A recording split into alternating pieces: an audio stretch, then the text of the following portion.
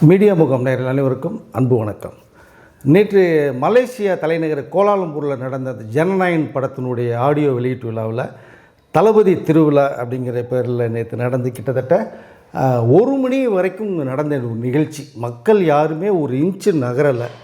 அப்படி அந்த வானை பிளந்து விண்ணை பிளக்கிற அளவுக்கான கரகோஷம், சத்தம், விசில் பறக்க அந்த விஜயுடைய வருகை ஒரு பக்கம்.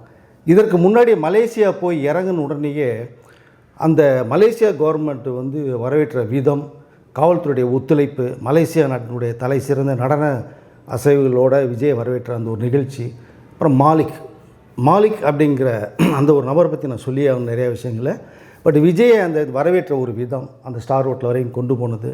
பட் அவருக்கு பாதுகாப்பு கொடுத்து மாலிக் எப்படி அந்த காரில் முன்னாடி ஒரு 10 கார் பின்னாடி ஒரு 10 காரில் மாலிக் எப்படி போவாரோ அதே மாதிரியே விஜயை வரவேற்று அந்த அவர் போகிற கார்லேயே அவரை கூப்பிட்டு போன அந்த ஒரு விதம்.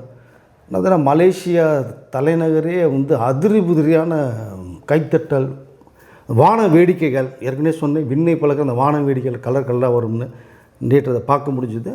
கிட்டத்தட்ட ஒரு 5 கிலோமீட்டர் வரைக்கும் ஒரு டிராஃபிக் ஜாமான ஒரு விஷயம். இது என்ன ஒரு ஹைலைட்னா, நம்மளுடைய அதாவது யூஎஸ்ஏ அதிபர் ட்ரம்ப் அவர்கள் வரும்போது மலேசியாவில் கிட்டத்தட்ட ஒரு 5-6 கிலோமீட்டருக்கு மேலே டிராஃபிக் ஜாம் ஆகி அவரை கூட்டு வந்த ஒரு சம்பவம் நடந்தது. பட் அதற்கு பிறகு எனக்கு தெரிஞ்ச வரைக்குமே விஜய் அவர்களுக்கு தான் இந்த மாதிரி ஒரு 5 கிலோமீட்டருக்கு வரைக்கும் ஜாம் ஆகி ரசிகர் 2 கிலோமீட்டர் மேலே நின்று விஜய்க்காக இப்படி ஒரு க்ரௌடை உருவாக்குன விஷயத்தை என்னால் பார்க்க முடிஞ்சுது. பட் இது ஒரு பெரிய ஒரு சிறப்பான ஒரு விஷயமாக நான் பார்க்குறேன். ஒரு தமிழ் நடிகருக்கு அதாவது இந்திய அளவில் ஒரு நடிகராக இருந்தானா இந்த மாதிரி நடந்தவிட ஆச்சரியப்படுறதுல, ஒரு தமிழ் நடிகருக்கு மலேசியாவில் இப்படி ஒரு வரவேற்பு, இப்படி நிகழ்ச்சி அப்படிங்கும்போது ரொம்ப பிரமிக்க வச்சதாக நான் பார்க்குறேன். தமிழ் திரையுலகம் மட்டுமின்றி இந்திய திரையுலகமே இப்படி ஒரு விழாவை இதுவரைக்கும் நடந்ததாக நான் கேள்விப்பட்டதும் இல்லை, பார்த்ததும் இல்லை. ஏன்னா அவ்வளோ ஒரு பிரம்மாண்டமான ஒரு விழாவாக இது பார்க்கப்பட்டது. இந்த ஆடியோ லான்ச் சென்னையில் நடந்திருந்தால் கூட இந்த அளவுக்கு ஒரு பிரம்மாண்டத்தை காமிச்சிருக்க முடியுமா அப்படிங்கிறதா என்னுடைய மிகப்பெரிய ஒரு கேள்விக்குறியாக இருக்குது. கிட்டத்தட்ட 1 லட்சம் ரசிகர்கள் மக்கள் மத்தியில் இந்த விழா சிறப்பாக நடந்தது. இன்னொரு பக்கம் பார்த்திங்கன்னா திடீர்னு மழை வேறு கொஞ்சம் வர ஆரம்பிச்சிச்சு. இங்கே கூட்டம் கலைஞ்சிருமோன்னு பார்க்கும்போது முக்கியமான முன்னாடியே உட்காந்துருக்கலாமே ரெயின் கோட் வேறு கொடுக்கப்பட்டது. நிகழ்ச்சி ஏற்பாட்டால் மாலிக் அவர்களுடைய அரேஞ்ச்மெண்ட்ஸ் எப்படி இருந்ததுன்னு பார்க்க முடிஞ்சதில்லை. மழை மட்டும் இல்லை, வெள்ளமே வந்தாலும் சரி, புயலே வந்தாலும் சரி, சூறாவளியே வீசினாலும் சரி, சுனாமியே வந்தாலும் சரி, இந்த கூட்டத்தோடு ஒரு இன்ச்சு நகர மாட்டோம். விஜய் அவருடைய வருகையை பார்த்து பேச்சை கேட்டுட்டு பிறகு தான் நாங்கள் நகருவோம். அந்த மக்கள் அமர்ந்த விதம், அதை நான் என்ன சொல்கிறதுனே தெரியல. விஜயே இவ்வளோ கூட்டத்தை நான் எதிர்பார்க்கல அப்படிங்கிற மாதிரியான ஒரு விஷயத்தை அவருடைய பார்வையிலே உணர முடிஞ்சது. இதற்கு பிறகு அந்த விழா ஆரம்பமாகுது. இதற்கிடையில் ஒரே ஒரு சின்ன விஷயத்தை நான் சொல்ல நினைக்கிறேன். இந்த விஜய் ஹோட்டல்லேருந்து கூப்பிட்டு வரும்போது காரில் கூப்பிட்டு ஸ்டேடியத்து வரைக்கும் ஸ்டேடியத்து வெளியிலேருந்து ஒரு ஹெலிகாப்டர் மூலமாக ஸ்டேடியத்துக்கு மேலே சென்ட்ரல் பிளேஸ் இறக்கி விஜயை கூப்பிட்டு வர்றது மாதிரியான ஒரு ஏற்பாடை மாலிக் அவர்கள் பண்ணி வச்சுருந்தா ஒரு தகவல் வருது எனக்கு அதை. பட் அது விஜய் கேட்டுட்டு வேண்டாம், இது ஹெலிகாப்டர்லாம் இறங்குற அளவுக்குலாம் வேண்டாம், நம்ம கார்லேயே உள்ளே போயிடுவோம் அப்படின்னு விஜய் பெருந்தன்மையாக சொன்னதாக ஒரு விஷயத்தை இப்போ ஒரு தகவல் வருது. அதை இந்த நேரத்தில் நேயர்கள் சொல்லி நான் விரும்புகிறேன். அப்படி ஒரு வேளை ஹெலிகாப்டரில் அப்படி பறந்து அப்படி நடுவில் இறங்கின சினிமாவில் வர ஒரு காட்சி மாதிரி இருக்கும்போது அப்படி சென்டரில் இறங்கி வரும்னா எப்படி கற்பனை பண்ணி பாருங்கள், தெறிக்க விட்டுருக்கும். ஸோ கிட்டத்தட்ட விஜய் கூட நடித்த சில நடிகர்கள், பாடகர்கள், மியூசிக் குரூப்ஸு எல்லாமே ஒரு 30 பாடல்களுக்கு மேலே பாடின ஒரு விதம், இங்கே அப்பா அம்மா அந்த ஒரு விஷயம், சோபா அவர்கள் பாடின இந்த கோடம்பாக்கம் வரியான்ற பாட்டில் ஏழைகளும் பாலைகளும் நினைச்சா நாளைய தமிழ்நாட்டின் சிஎம் நீ அப்படிங்கிற அந்த வரிகள், இதெல்லாம் விஜய் அப்படியே உன்னிப்பாக பார்த்துட்டு இருந்த ஒரு விதம். அவங்க அப்பா எஸ்ஏசி அவர்கள் பேசிகிட்டு இருக்கும்போது ரேம் வாக்கு அவர் போயிட்டார். கிட்டத்தட்ட ஒரு 500-600 மீட்டருக்கு மேலே போயிட்டார். விஜய் ரொம்ப தூரத்தில் போயிட்டார். இப்போ என்னால் போய் அவரை பார்க்க முடியுமான்னு தெரியல இவ்வளோ தூரம் அப்படின்னு சொல்லும் போது விஜய் இந்த கேட்ட உடனே அவர் கை காலெலாம் உதறல் எடுத்தது மாதிரி திரும்பி வேகமாக நடந்து வராமல் ஓடி வர்றாரு. 500 மீட்டருக்கு மேலே ஓடி அவங்க அப்பாவை கட்டி பிடிச்சி ஆறுதல் சொன்ன விதத்தை பார்க்கும்போது அது கண்ணு கலங்குற மாதிரியான ஒரு நிகழ்ச்சி. அது அப்பாவுக்கும் பிள்ளைக்கும் அப்பாவை ஏற்றுக்கலாம், ஏதோ பிரச்சனை இருக்கலாம் பேசிகிட்டு இருந்தாங்க. இந்த இடத்துல உடைச்சார் விஜய் அப்படின்னு தான் என்னால் பார்க்க முடியும். பட் எஸ்ஏ என்ன இருந்தாலும் அப்பா அம்மாங்கிறது 2 கண்கள் மாதிரி விஜய்க்கு அதை நேற்று நம்ம பார்க்க முடிஞ்சது. இது தவிர அந்த விழா ஆரம்பமாகும் போது நாசர் அவர்கள் பேசின விஷயம் தான் ரொம்ப ஹைலைட்டாக நான் பார்க்குறேன். மனசை தொட்ட ஒரு விஷயம். ஏன்னா அவருடைய பையன் பாண்டிச்சேரி போயிட்டு வரும்போது ஒரு ஆக்சிடெண்ட்டில் வந்து எலும்புலாம் நொறுங்கி போய் மனுஷன் தேரவே மாட்டான்ற ஒரு விஷயம் இருக்கும்போது அதை உருவாக்கி அப்படியே நடக்க முடியாத சூழ்நிலை பையன் வாழ்ந்தால் போதும் ஆசை நினச்சிட்டு இருக்கும்போது விஜய் அவர்களை பார்த்து அந்த படங்களை பார்த்து அவருடைய எனர்ஜியான சாங் டான்ஸ் மூமெண்ட் பார்த்தா என் பையன் எந்திரிச்சு நடந்தான். அதில் விஜய் அவர்களே நீங்கள் கடைசியாக நீங்கள் வந்து இனிமேல் இது கடைசி படம்னு சொல்ல வேணாம், நீங்கள் நடிச்சிட்டே இருக்கணும், உங்களை பார்த்து தான் என் பையன் எந்திரிச்சு நடந்தாங்கிற அந்த ஒரு விஷயம் சொல்லும்போது அதற்கு அடுத்து பேச வந்த அட்லி, லோகேஷ் அண்ட் நெல்சன் இவரெல்லாம் பார்க்கும்போது இந்த என்னமோ சொன்ன இந்த மூவேந்தர்கள் வந்து விஜயை வாழ்த்தினா எப்படி இருக்குங்கிற மாதிரி இந்த 3 இயக்குநர்களும் வந்து விஜயை வாழ்த்தினது.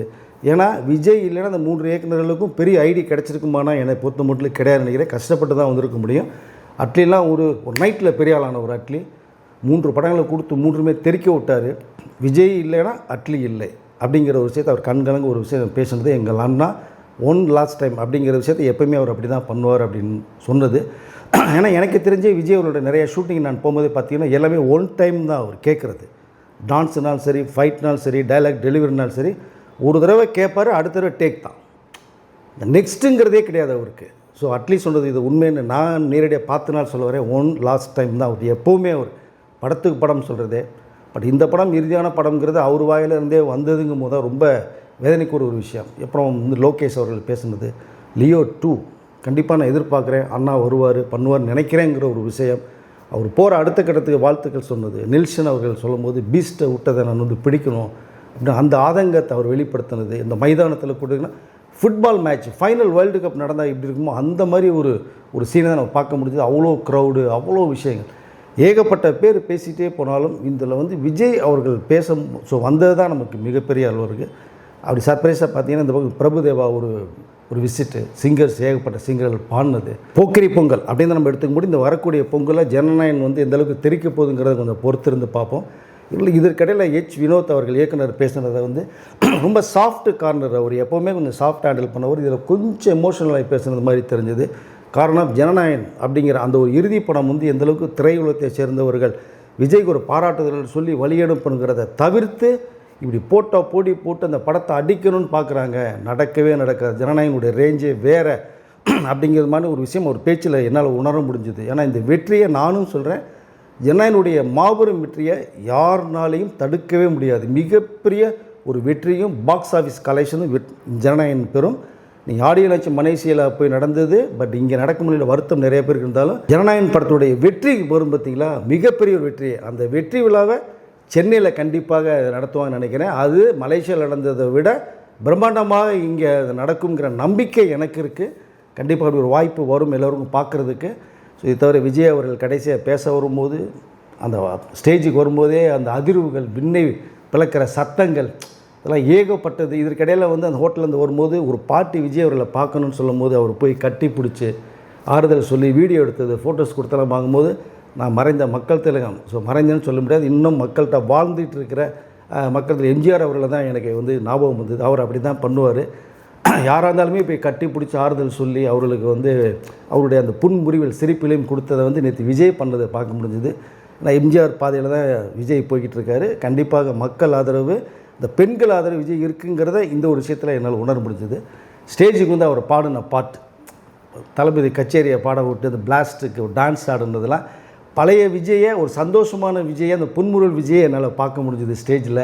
இந்த அரசியல் போனதுக்கு பிறகுமே அவருடைய களம் மாறிடுச்சு, முகமே மாறிடுச்சு. ஏன்னா எதிர்ப்புகள் நிறையா வர வர வர எமோஷனல் டென்ஷன் ஆகிட்டே இருக்குது விஜய். அதெல்லாம் மறந்து இந்த ஜனநாயகன் ஆடியோவில் அவர் வந்தது, அந்த ஒரு மாதிரி டார்க் ப்ளூ கோட் ஷூட்டில் வந்த ஸ்டைலில் நின்னதெல்லாம் பார்க்கும்போது ஒரு அசால்ட்டாக பழைய விஜயை பார்க்க முடிஞ்சது.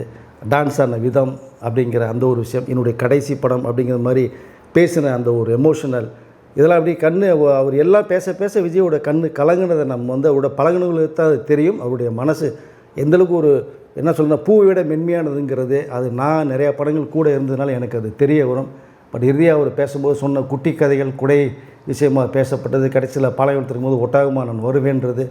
33 வருடங்களாக என்னை நீங்கள் வாழ வச்சுருக்கீங்க, என்னை உயரத்தில் கொண்டு நிப்பாட்டிருக்கீங்க, உங்களுக்காக தான் இந்த சினிமா விட்டே நான் வர்றேன், அதே 33 வருடங்களாக உங்கள் வீட்டு வாசல் நான் நிற்பேன், உங்களுக்காக நான் பாடுபடுவேன், நான் நன்றி கடனாக இருப்பேன் அப்படின்னு அவர் பேசின விஷயங்கள். இந்த நேரத்தில் நான் சொல்லிக்கொள்ள விரும்புவது என்னென்னா, எல்லோருடைய வீட்டு வாசலையும் நீங்கள் நிற்கலை விஜய் அவர்களே, எல்லோருடைய ஆரத்தி எடுத்து வீட்டுக்குள்ளே போய் உங்களை சோஃபாவில் உட்கார வச்சு உங்களை வந்து பாராட்டுதலுக்குரியவர்களாக எல்லா மக்களும் பார்த்துட்டு இருக்காங்க அப்படிங்கிற விஷயத்தை இந்த இடத்துல சொல்லி நான் விரும்புகிறேன். மக்கள் முடிவு செய்வார்கள் யாரோட இடத்துக்கு யார் வரணும்னு சொல்லி. அப்படிங்கும்போது 2026 மக்கள் எந்த இடத்துல உட்கார வைக்க போகிறாங்க முடிவு பண்ணுவாங்கன்ற விஷயத்தை சொல்லியிருக்கீங்க. நானும் அதே தான் சொல்லிக்க விரும்புகிறேன். மக்கள் முடிவு தான் இறுதியான முடிவு. அந்த முடிவை யாருனாலையும் மாற்ற முடியாது. அவர் எதை நினைத்து கொண்டிருக்கிறார்களோ தெரியாது. ஆனால் ஒவ்வொருத்தர் வீட்லேயும் உங்களை ஒரு பிள்ளையாக பார்த்துட்ருக்காங்க, ஒரு அண்ணனாக பார்க்குறாங்க, தம்பியாக பார்க்குறாங்க, ஒரு மாமாவை பார்க்குறாங்க அப்படின்னு தான் என்னால் சொல்ல முடியும். ஸோ திரையுலகமே நேற்று நடந்த இந்த ஜனநாயகனுடைய ஆடியோ வெளியீட்டு தளபதி திருவிழாவை உன்னிப்பாக உற்று பார்த்ததனால் பார்க்க முடிஞ்சுது. ஏன்னா நேற்று நடந்த அந்த விழா வந்து மலேசியா புக் ஆஃப் ரெக்கார்ட்ஸில் ரிஜிஸ்டர் ஆகிடுக்கு கின்னஸ்க்கு அனுப்பிச்சிருக்காங்க. இந்த நேரத்தில் மாலிக் அவர்கள் மிக சிறப்பாக பல வருடங்களாக கேட்டுக்கொண்டிருந்த விஜய் அவர்கிட்ட விழா எடுக்கணும்னு கேட்டுட்டு இருந்த அந்த மாலிக் அவர்கள் வந்து சிறப்பாக பிரம்மாண்டமாக இந்த விழாவை நிவர்த்தி பண்ணி விஜய் அவர்களை சென்ட் ஆஃப் பண்ணி அனுப்பிச்சிருக்காருன்றதை என்னால் சொல்ல முடியும். இதில் என்ன ஒரு சிறப்பு அம்சம்னா, நேற்று விழா முடிஞ்சதுக்கு பிறகு வந்து விஜய் ஸ்பெஷலாக மாலிக் அவர்கள், மாலிக் யாருன்னு நீங்கள் கேட்கலாம். விஜய் வரும்போது ஒருத்தர் தோளில் கைப்பற்றி கூப்பிட்டு வந்தார் பார்த்தீங்களா, அவர் தான் மாலிக். மலேசியாவுடைய கிங் மேக்கரு, தொழிலதிபர், கோட்டீஸ்வரர். அவர் மிகப்பெரிய நகைக்கடைகள் வச்சுருக்கிற ஒரு ஜாம்பவான். விஜயோடைய நெருங்கிய நட்பு. நான் அவர் ரொம்ப கேட்டது இணங்க வந்து விஜய் இந்த விழாவை இங்கே நடத்துறது கொடுத்தாரு. மிக சிறப்பாக பிரம்மாண்டமாக பண்ணி எல்லாத்தையுமே அப்படி கண்களை உயர்த்தி அளவுக்கு அவர் மெய்சிலுக்கு வச்சாருன்னு தான் சொல்ல முடியும். விஜய் அவர்களே மாலிக் அவர் ரொம்ப பாராட்டியிருக்கார். நான் கூட இந்த அளவுக்கு எதிர்பார்க்கல. 1,00,000 பேர் உள்ளுக்குள்ளே வந்து வெளில அனுப்புன்றது சாதாரண விஷயம் கிடையாது, பிரம்மாண்டமாக பண்ணியிருக்கீங்கன்னு விஜய் அவருடைய வாழ்த்துக்களையும் மாலிக் அவர்கள்ட்ட சொன்னதாக ஒரு தகவல் எனக்கு வருது. மாலிக் அவர்களை விஜய் அவர்களை எப்படி மனத்திறந்து பாராட்டுவாரோ அதே மாதிரி இன்னொரு உயிர் நண்பன் அப்படின்னு சொல்லப்படுகிற ஒரு சக நடிகர் போட்டின்னு வந்து ரசிகர்களாக நடித்தது அவர் 2 பேர் நடித்ததில் அஜித் தலை அப்படிங்கிற அந்த அஜித்து. ஏன்னா அஜித் அவர்கள் கரூர் சம்பவத்துக்கு பிறகு 2 தடவை வாய்ஸ் கொடுத்ததான் விஜய் அவர்களை மீண்டும் இந்த பிரகாசமாக அங்கே கொண்டு வர வச்சது இந்த இடத்துல பார்க்க முடியும்.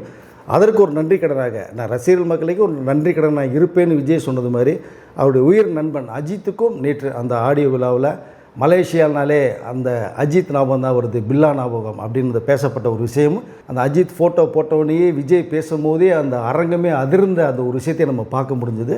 அஜித்துக்கும் அந்த மலேசியாவோட கோட்டடா அப்படிங்கிற அளவுக்கு சொன்ன ஒரு விஷயத்தை நேற்று பார்க்க என்னால் முடிஞ்சுது.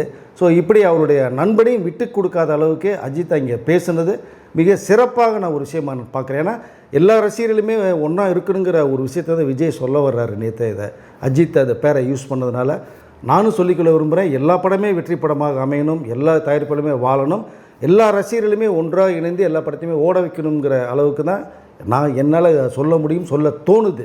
அதனால் நீங்கள் விரும்புகிற உங்கள் தலைவர் அண்ணன் சொல்லிக்கிற எந்த நடிகர் படங்களாக இருந்தாலும் மிக பிரம்மாண்டமாக ஓடட்டும். இந்த நேரத்தில் விஜய் அவர்கள் சொன்ன அஜித்துடைய அந்த நட்பை நான் இங்கே நான் பார்க்குறேன்.